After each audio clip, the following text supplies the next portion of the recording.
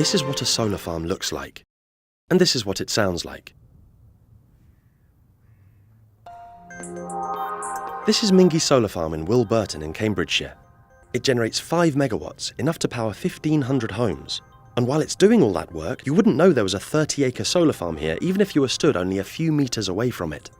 As opposed to some other forms of energy, which prize financial gain above the ecology, here in the UK, we have very strict planning guidelines in place for finding the right site for a solar farm, ensuring both a homegrown source of energy and a natural landscape to go with it. I met Simon Stonehouse from Natural England to talk through some of the ways in which solar farms can be installed responsibly. It's about the effectiveness of the measures that you can deliver on that site. So in sort of biodiversity terms, it could be about sort of habitat creation, sort of around the site. In landscape terms, it could be about screening and that kind of thing to sort of reduce visual impacts. Solar farm developers agree to avoid grade 1 and 2 land where possible and conduct surveys to confirm the quality of the land being developed.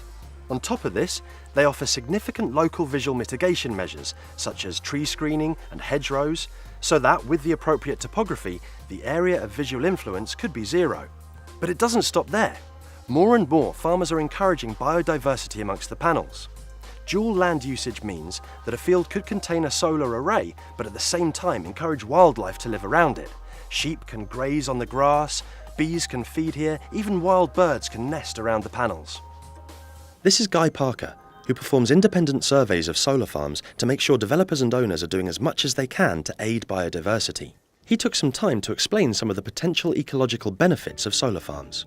Solar parks actually have a huge potential to deliver for wildlife. And I have to say I was fairly sceptical when I started working alongside solar. I didn't necessarily see there was a huge benefit for wildlife, but there's actually a great potential in a solar park because you tend to be dealing in fairly low-grade agricultural land to begin with, so there's room for improvement for wildlife. There's south-facing grassy slopes which are very good for flowers and insects. And these sites were in place for 25 odd years, which is a good long time for good land management practices to really bite and to really start showing improvements for wildlife. So all those things I think are stacked in favour of solar parks. Whatever developers do decide to do, it really does have to kind of fit in with the primary purpose of this site, which of course is clean power generation. And what I'm hoping we're seeing is that more and more developers are taking up the challenge and starting to put these kind of land management activities in place. So we've learned that there are a lot of protocols in place to ensure that a solar farm is doing as little as possible to disrupt both the landscape and the use of the land itself. But what about the end of a project's lifetime? At the end of 25 years, in a well-written lease agreement, there will be an option for the farmer to have all of the equipment removed from the land and any concrete pads housing transformers or something of the sort removed down to a reasonable depth so that the land can all be put back to its previous agricultural purpose.